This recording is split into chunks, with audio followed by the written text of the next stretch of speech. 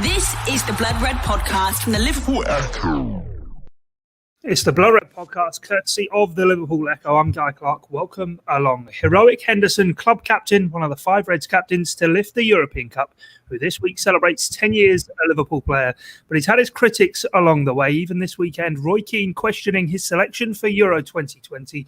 We'll be getting into that, setting the record straight, and looking back through some of Henderson's best moments here on Blood Red. Here to do that, we have our Liverpool correspondent, Paul Gorst, our chief Liverpool writer, Ian Doyle, and Blood Red's Matt Addison. Gentlemen, I hope you're all well. Gorsty, I'll come to you. And, well, it's beyond doubt these days, isn't it? Jordan Henderson, an absolute legend of Liverpool Football Club in the modern era, albeit, as I said before, he has had criticism along the way.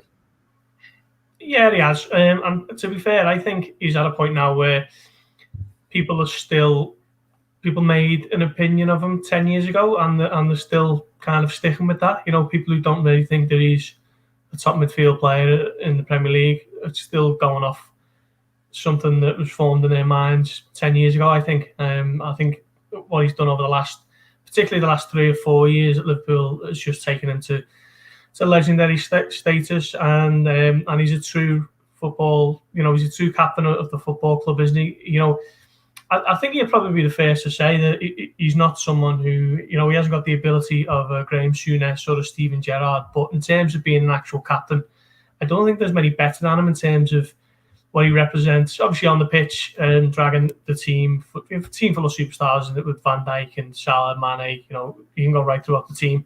But Henderson kind of keeps them all together, cajoles them on, and he can play a bit as well. And that's always underrated with Henderson, his passing range, his ability to get about the pitch and just be a real kind of enforcer, whether he's a number 8 or a number 6, however you want to call it. But the biggest thing for me is what he does off the pitch. When there's a message that needs conveying, whether it's about Hillsborough or something over the Super League a few weeks ago, and we know that he was very influential in basically the Liverpool team breaking rank and basically saying this isn't for us, and kind of nail their colours to the mast that day. And that was all down to Henderson and his leadership. The work he did with the rest of the Premier League captains to support the NHS last year. He's done a lot of work that's been, he's been recognised by, certain awards for his contributions in certain areas. And just generally, he's an absolute leader, isn't he? On the pitch and off the pitch. And he's a very kind of modern football captain for a club as big as Liverpool. That is what you need to be. You need to be a symbol beyond just kind of playing 90 minutes of a Saturday or a Sunday. You are kind of a figurehead of this worldwide, organisation, and that is what he is. And he's a top player to boot. So can't speak highly enough of him, really. Yeah, Doyle, did you envisage when he signed back in the summer of 2011 that he would go on to have the Liverpool career he has? Oh, yeah, that's what everybody was saying. Everybody was saying this is the man who's going to take Liverpool back to win the Premier League and win the European Cup and whatever have you. No, I mean, Steven Gerrard was somebody who said it. That's interesting. I remember at the time writing about it, he was saying that, look, let's hope that he's going to be the next Steven Gerrard and he can do this, that and the other. And he can go, obviously he's his own man, his own type of player, but he has, as Gorst has just said, he has taken on some of the traits that Gerrard has. And what's also interesting, he's done it while not being a local lad either. I mean, it's easy for someone like Gerrard or Carragher to do that in the sense of knowing exactly what the community, the wider Liverpool community, what they need and what their emotions are and how they feel about things. But he's kind of just, probably because he's been here for that long. But ever since he first started, he was always looking to do something like that. He was always looking to step into those shoes. And obviously, for the first 18 months, 2 years of his career, he was still trying to find a position where to play exactly. But once he, we all know the story about the Clint Dempsey swap move with Fulham. Once he kind of got over that and he responded to that, he's somebody who's been in the Liverpool starting 11 almost ever since. So, fair play to him. But no, nobody would have seen coming what's happened. But then, as Ghosty said, the perception about him should really have changed over the last decade because he's a completely different. I wouldn't say he's a completely different person or a different kind of player because he always was a decent player. That's why Liverpool spent an awful lot of money to sign him in the first place. I'm just going off the top of my head. I'm pretty sure it was something like £16 million, which is, even now, if you sign someone for £16 million, you're going, that's a fair amount. But back then, it was an awful lot. That's something else they had to cope with, that price tag. So You know, I don't think anybody could have seen this coming, but if you look at it from year to year, I don't think anybody's surprised by what's happened. I suppose it just underlines that determination, doesn't it, Matt, and the points that have been made by both Paul and Ian in terms of the characteristics of Jordan Henderson coming in as a 20-year-old for £16 million. Money had been thrown at other British players at the time, Andy Carroll, of course, Stuart Downing as well. Didn't work out for them, but Jordan Henderson just sort of refused to give up on his Liverpool career at any stage. Yeah, I think that's it, isn't it? It's the sort of persistence. We know that he's got the quality, but he's got those other things that you need to become a real top-class footballer as well. And I mean, we obviously always talk about ability and how good you are, say, at passing or shooting or all of the different aspects of the game. But a lot of it is mental. A lot of it is that side of it as well. Obviously, his fitness, his professionalism, his leadership, all of those things come into it. But yeah, I mean, there's just been so many occasions that he's been questioned. Roy Keane this weekend was the latest one, but there's been countless examples of that, really. I mean, you think when Virgil van Dijk came to the club, there was a question from certain aspects of Liverpool supporters of should Van Dijk be the captain and not Henderson, which I disagreed at the time, and I think no one would disagree with that now. I mean, obviously, Van Dijk is a brilliant leader, brilliant footballer, but Jordan Henderson has absolutely got that role and deserved it. So, yeah, there's just so many examples of that. But with each example of him being criticised or him being on the wrong side of things, if you like, from certain pundits or other supporters, Liverpool supporters at times, he's always just got on with it, being professional, got on with his game and shown again, time and time again, how good a footballer he is. And I think it will be a huge thing as much as we talk about Van Dijk and Gomez and those players coming back next season. It'll be a big thing for Jordan Henderson as well. Yeah, we spoke on Friday's podcast about Gabby Abong-Lahore and his criticism of Jordan Henderson being picked for Euro 2020. And before we get back onto his Liverpool career, let's get into this debate that's now rumbling on. And Roy Keane adding his weight to the debate, saying he doesn't think he should have gone, that he's heard that he does great things around the place, and what is he there for? And mocked him, really, saying, is he there for card tricks? Does he sing songs, do quizzes in the evening? First things first, before we really get into it, does anyone think Jordan Henderson shouldn't be going to Euro 2020? Doyley? No, I think he should, yeah. Yeah, Gorsty? No, not at all. He's in there on minutes, isn't he? He played 45 minutes yesterday. Good workout for him. He may not necessarily start against Croatia, but why would you not have him in the group? I mean, Gareth Southgate made that point, didn't he? He was allowed to pick 26, so that afforded him the opportunity to maybe pick players who weren't 100% there and then. But in a week or 10 days down the line, then Henderson will be feeling somewhere closer towards that. So why wouldn't he? Sure, we'll get into Roy Keane's comments in a minute, so I'll leave off for now. Yeah, Matt, what's your take on it? Yeah, I think he's got to be there. I think the biggest thing to come out of the comments and these sorts of things is that no one has said anything about Harry Maguire, who's in pretty much the exact same position of maybe not being fit. Is he there? Yeah. So it doesn't really make a huge amount of sense. I think even if you went through the entire tournament and Jordan Henderson could only come off the bench for 20 or 30 minutes in each of the matches, I think you'd still take him even then. So yeah, it's a surprising one, I think. There's no doubt in my mind that he should be there. And obviously, he brings the off-the-pitch things, and that will be a huge part of a tournament. I think that's a sort of underrated part of a tournament of keeping the group together. Obviously, they're away, they're isolated for a period of time where they have to get on, and having big personalities and leaders like Henderson there will be huge. But in terms of midfield options, there's no doubt that Jordan Henderson really, at full fitness, is number one name on the team sheet in the centre of midfield. So, yeah, it doesn't make any sense, the suggestion that he shouldn't be there. No, and Doyley, the comments about sort of the playing card tricks, singing songs, doing quizzes. This is a guy who's captain, decides of both a European Cup and a Premier League title the following season. If you're in a tournament to win something, surely you want those kind of guys about, even if, as Matt's saying, he might not be fit till maybe halfway through the tournament. Yeah, I mean, with Roy Keane's comments, I actually watched them at the time, but then everyone's forgotten what he said after the game, where he said, well, he actually played quite well during the game when he came on for that little spell. And you have to remember that Roy Keane I'm pretty sure he gave away Henderson his debut, didn't he?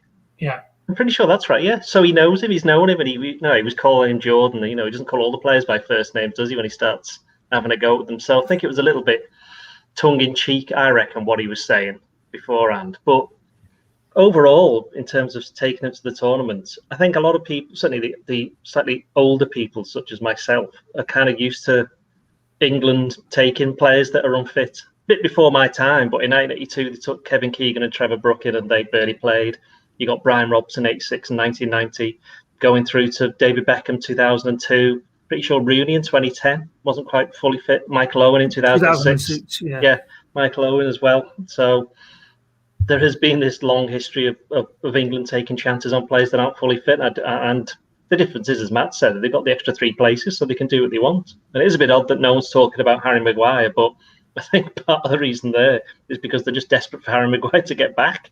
So they I just tell you, it fits in with what Gorst said right at the beginning. There's still this perception that Henderson's not good enough for England, yet he's still good enough to lead one of the very few teams in English football history to become champions of the world. So I think he knows what he's doing. And if you've got a manager like Jurgen Klopp, who, again, has been said, you've got Van Dijk there, you've got Milner there, you had Wijnaldum there, you've had all these great leaders, that it's Henderson is still the one that they all look up to. So that says something.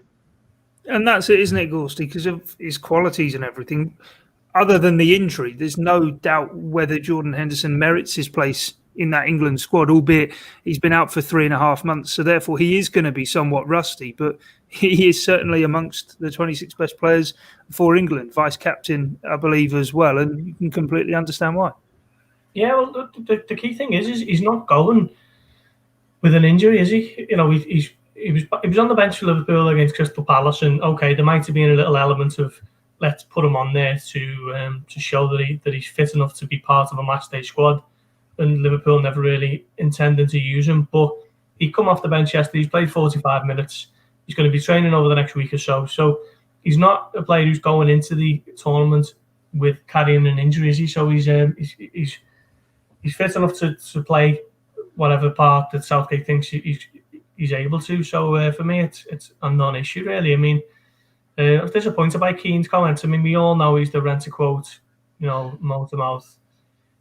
Just says things to go viral on Twitter, doesn't he? ITV Sport put out a little 2-minute clip of that yesterday, and it gets shared all around Twitter, all around Instagram, and everyone thinks it's hilarious because, oh, look at what Roy Keane said this time, and that's why he makes these kind of comments. For that, that's why he remains in employment as a pundit, because he's not bringing any kind of insights that someone who's won whatever it is, 7 Premier League titles and managed certain clubs should be bringing. He's kind of just someone who mouths off and says something for a bit of shock value. So I wasn't surprised by them, but I was a bit disappointed that he's chosen to do it with someone who he knows very well and someone who he's given a top flight debut to, I think. So look, this is just what Roy Keane does. So Twitter will get into a bit of a furore about it. Some will find it hilarious, some will shake their head at it like me, but that's what Keane does. I mean, Jordan Henderson, if he's fit and available, walks into the England squad every day of the week. The thing about this is, sorry, Guy, the thing about this also is that England, after a long season where it's not just England, all of them this year, because of the way that the season's been condensed, Henderson will be completely fine and fresh. So they actually should be thinking, hang on, if we get through these opening games and he's gets up to a bit of match fitness, he could be brilliant because everyone else will be completely knackered. So there is that side of it, and also with Maguire is that he actually is injured, isn't he? Yeah. He's actually, as Gorsty said, Jordan Henderson hasn't been injured for quite some time, but because he was out for a lot longer, it's taken him a lot longer to get match fitness than it would for Maguire. He's only been out for 3 or 4 weeks, so swings and roundabouts there. But I just think that it's a chance worth taking. In fact, I don't even think it's a chance. I just think it's just, I don't even know why we're even talking about it, to be honest. Yeah, sorry, I just brought it up. I suppose one thing else. I just meant everybody. Yeah, no, I'm joking. I suppose one thing, Matt, he won't probably be taking penalties. No. I mean, as much as the decision to take him was correct, probably the decision to take the penalty maybe wasn't. But I can understand why he did. I mean, he is the senior player. He was the captain at the time, and Southgate did say afterwards something along the lines of, he was the captain at the time, and it was kind of his right to make that decision. I don't think he scored a goal yet, has he, for England? So you could sort of see why if he took that penalty, kind of got that would have been, a big thing for him personally. But yeah, again, it's not a huge issue. I don't think it's not exactly as if England have never missed a penalty before, is it? No, definitely not. No, I think it also underlines his respect he's got, doesn't it, within the dressing room. I think Dominic Calvert-Lewin said after the game that he hadn't scored for England before he wanted to, and therefore Calvert-Lewin stepped aside and let Henderson take it. Anyway, let's get back onto his Liverpool career. And Doyle, you've obviously watched his Liverpool career unfold every step of the way, and something we did refer to before, even within Liverpool fans himself, he's not always been universally popular. And I suppose one of the big issues was having to step into those shoes left by Steven Gerrard. Yeah, I mean, I suppose a turning point would be the League Cup semi-final against Chelsea in 2015, where he kind of fronted up to Diego Costa, and everybody found that slightly amusing. But I think he was named captain, wasn't he, about 5 months after that when Gerrard left for LA Galaxy. But for Henderson, I think the moment that I think people realised how important he was when he wasn't there for the end of the 2014 season, when Victor Moses decided to run off with the ball, lost it, and so they put Henderson in a bit of a tricky position. But they were beating City 3-2 at the time, and he had to go. I think it was Nasri, wasn't it? He had to go in on him. Nasri got there first. It was clearly a red card, and that meant that he missed the games against Chelsea and Crystal Palace, and we all know what happened there, kind of thing. So I think he missed the Norwich game as well. It was where Liverpool just about got through and that won 3-2. Remember that? But all of those games, Henderson wasn't there. And I remember at the time, Brendan Rodgers had said, who was the manager of Liverpool, said Jordan said he's quite happy to take on loads of media duties so the players don't have to, because the ones who are available can then concentrate on the games themselves. He was saying what a great gesture that was. So in that respect, even then, it would have been, 24, I think. So 23, yeah. So, that's somebody who even then has got that kind of leadership quality. So I think, but there are let's be brutally honest here. There are going to be some Liverpool fans who will never warm to him, because the longer a player stays at a club, the less exciting they become, mostly. It's like there are some exceptions there. I mean, they're all attackers, almost all attackers, but that he's never really, because he hasn't got the kind of, he's very good at an awful lot of stuff, but he's not good, or rather, he doesn't even need to do the flashy stuff in his game, does he? That's not his game. It never has been. And I think he's the kind of player that the other players really love playing alongside. That's why he can play. Look, he played centre-back for a bit. He did perfectly fine. He can play defensive midfield. He's had to change his game under Jurgen Klopp to rein in those attacking thoughts that he had, where he could have gone on goal. You've seen some of the goals that he scored. A goal against City, goal at Chelsea where he put one in the top corner. He can do that, and he's got his game, but he doesn't have to, because he's playing in a Liverpool team that's got an awful lot more players who can do that. So I don't know. I think there are some Liverpool fans who'll never be convinced, but I don't understand why. Yeah, I think for me that's one of actually his biggest qualities, isn't it? How he gets more out of the players around him than they can get out of themselves. And if you can lift the players around you as much as maybe he can play to a certain level, it's a big skill to have. In fact, we had an interview with Nat Phillips that went out over the course of the weekend, and he said about Jordan Henderson playing centre-back that he hoped he wouldn't stay there for all too long, because he put all centre-backs out of a job. He'd done such a good job in that position. But Gorsty, is there a moment for you? What was the moment that you thought, Jordan Henderson, he is going to be obviously a Liverpool legend, a Liverpool player forevermore that will be remembered fondly by and large by a majority of Liverpool supporters? I don't think there was any one particular moment that the way Doyle points to that game against Chelsea. I think winning the Champions League was the big one, wasn't it? Because I think that was when, like pretty much everyone in this Liverpool squad, they went from a team with the potential to win things to a team that has now actually won something, and it's not just a League Cup or even an FA Cup. Not to kind of downplay those achievements, but this was the biggest club competition in the world, isn't it? The Champions League. So after they'd gone so close and they got 97 points and they just missed out on the league title, they went and won the biggest one of all. So for me, that was when pretty much everyone in this Liverpool squad went into Liverpool folklore, and obviously him being just the 6th Liverpool captain to lift the European Cup.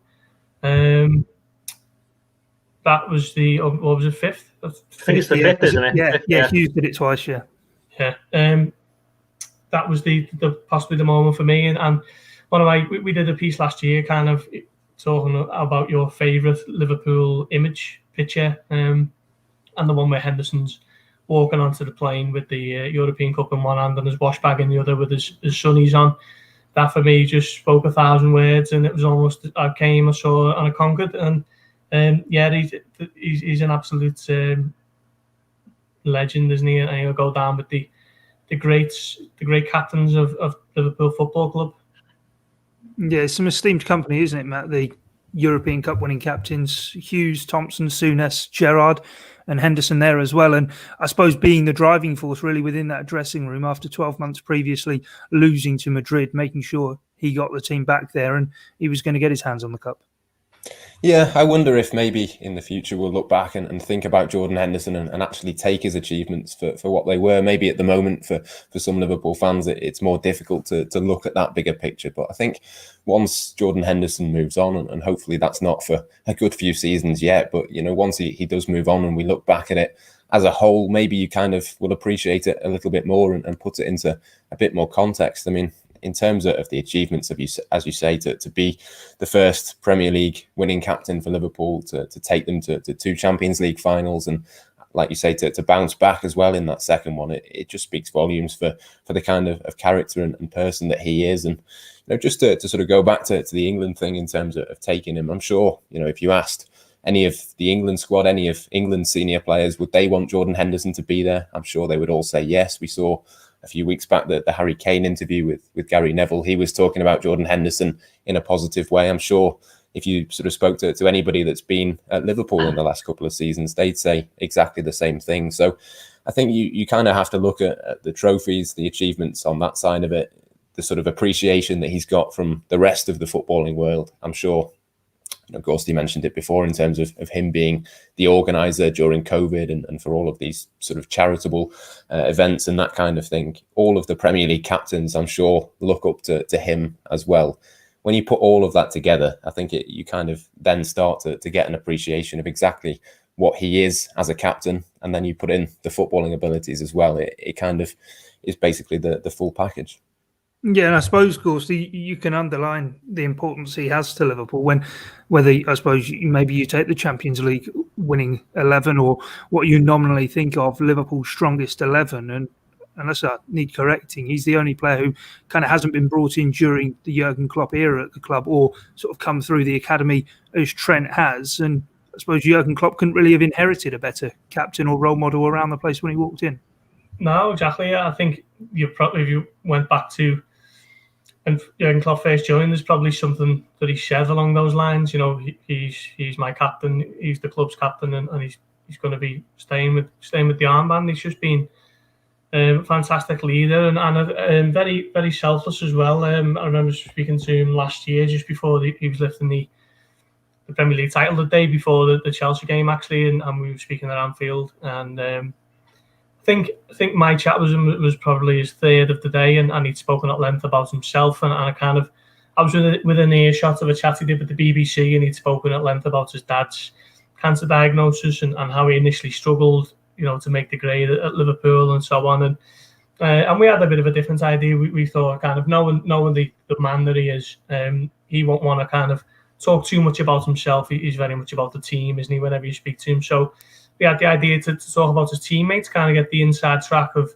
this Liverpool squad from the captain. And as soon as I told him the idea, he kind of puffed out his cheeks and he said, "Oh, that works for me," because he doesn't want the spotlight on him. He's not someone who looks for it. He'd rather talk about his teammates. And he just said, "Well, I'm going to say a lot of nice things about a lot of great people here now, aren't I?" And that is what he did. And he didn't. There was no kind of hint of ego or anything like, "I'm the captain and I'm going to lift the Premier League title." It was very much about the collective, and that is why he is such an important figure at the club.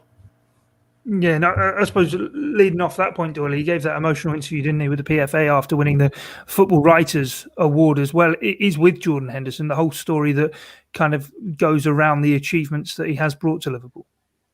Yeah, well, it's a lot of his Liverpool career has been against adversity, isn't it? It's like, even thinking back to 2019, about April 2019, I think it was at Southampton away, where I can't remember whether he was on the bench or he came on or something, where I think he was on the bench, wasn't he? He came on towards the end. I know he certainly set up a goal. He maybe even scored. I can't exactly remember. I think he did score, did he not? He did back in that offensive midfield role, wasn't he? Yeah, that's it, because he was back in because he'd come on, hadn't he, for that? And that was around the time where you were thinking, is he going to play? And did he not? He didn't start Was it the Barcelona away game? He didn't start that either, did he? I think that's right. Or was it half an hour? Or was it Bayern Munich? It was one of those two where he didn't start. Was Fabinho coming after 20 minutes? Yeah.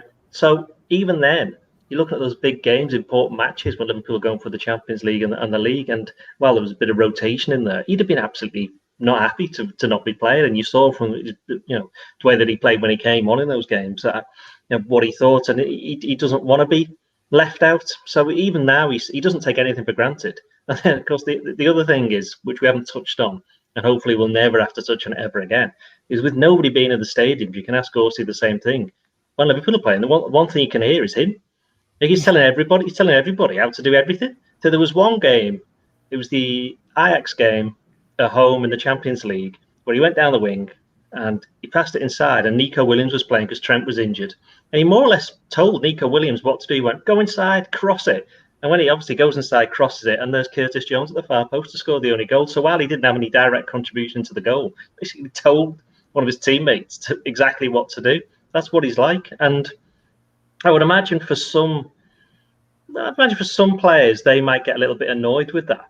But there's never, ever been any sense of that from when me and Gorst have been at the games of any Liverpool players turning around to him and telling him where to go. I think they know that he's doing it for the right reasons. And for every time he says something like, that wasn't particularly good piece of play, he'll just say, great play, whoever it is. So he's always encouraging people. So he's a captain in the truest sense of the word, that he's leading by example, but he's also leading by what he's saying and what he's doing. And for, there's a lot of people who think that being a captain in a football team isn't quite that important. It's all about being the manager. It's just you go on and shake hands and, hand over the pennant or whatever they do these days.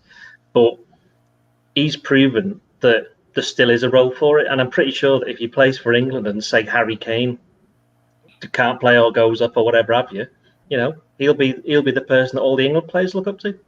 Yeah, no, I remember speaking with Kevin Ball actually not long after starting at Blood Red, and he had him in the youth team at Sunderland and said he was always back out on the training pitch, and it was always that drive and that determination and that team spirit and stuff. And I suppose, Matt, he came in early parts of the FSG venture at Liverpool, and Damien Comolli, of course, was buying a lot of young players, a lot of British players as well. But I suppose as much as they may well have thought this will be a long-term investment that pays off, and boy, has it for Liverpool, they wouldn't have seen those characteristics or been able to quantify them maybe in the way they were doing with data and stats for some of the other signings. Yeah, no, it's not maybe something that you can quantify quite easily, but it is something that Liverpool do look at. They do background checks. They think about these sorts of things. They'll speak to people before they bring players to the club and try and sort of assess the way in which they will fit into the squad. I'm sure that's something they do probably far more now than what they did then. But I'm sure if you did those background checks, like you say, with former youth coaches and things like that, with Jordan Henderson, I mean, you can't really, get bigger praise really than what he would get in terms of what people think of him. And yeah, like you say, for £16 million, obviously it was a lot of money at the time. It was a lot of money to pay for a 20-year-old player who, has obviously come through at Sunderland and looked like a big prospect, but wasn't necessarily at the time a player that you would automatically associate with moving to Liverpool. I think, that just added to the pressure and made his job even more difficult. But again, it sort of helped to build him the mentality, the adversity that he overcame. Even in that regard, it must have been difficult. It's always difficult, I think, particularly for a young player to move to a club as big as Liverpool. But obviously, when you've got that price tag on your head, probably inflated by the fact that he is English as well, I think that is only going to make it more difficult. But yeah, an absolute bargain in the period that has gone by since. And I'm sure, that there's probably a few other clubs looking at him at that particular time. I'm sure they would no doubt regret that they didn't make that move. Yeah, Doyle, before we go, he's only 30, albeit has had 10 years at Liverpool. But what next for Jordan Henderson? What left is there for him to achieve? Well, we could win the European Championship with England and score the winning penalty. That would be quite funny.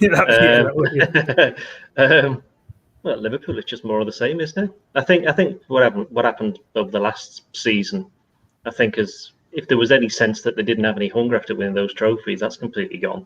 So they'll be very, very keen to make amends. I mean, they're in the Champions League, aren't they? So they're going to have that base from which to build, and I think he'll just relish getting in amongst the midfield of Premier League games, Champions League games, whatever have you want to play in all of them. So I don't think there's any difference for him. And I think he'll be looking forward to a little bit of normality with the fans being back in. So I think for him, it'll just be same again. I think long term, he may end up if he wants to, he may end up assuming kind of the James Milner role at Liverpool, because James Milner can't go on forever.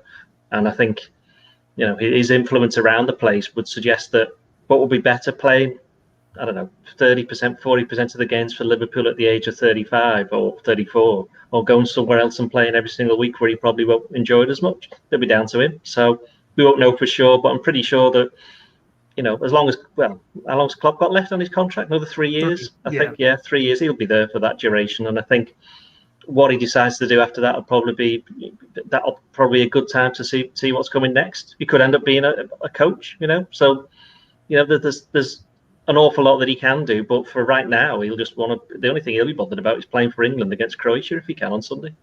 Yeah, and Gorsty, 392 games for Liverpool. No question of a doubt, he's going to break the 500 club, is he? Yeah, definitely. I mean, he won't get near Ian Callaghan or Jamie Carragher's records, but he'll bringing up that 500 mark is massive, isn't it? You don't really see that too often. That's a figure you kind of think of the likes of Gareth Barry and James Milner and David James. These people who've been around football for best part of 2 decades. So he'll push Almoni and he'll get. So what is he there? About 108 or so off. There's 392. Did you say? Yeah. So what's that? Best part of another 2 seasons, 3 seasons. Yeah, he'll bring that up. Yeah, no, definitely. Well, that's it from us here on this edition of the Blood Red podcast. My thanks goes to Ian Doyle, Paul Gorst and Matt Addison for joining myself, Guy Clarke. Thanks too for you for watching and listening in. Until next time here on Blood Red, it's bye for now.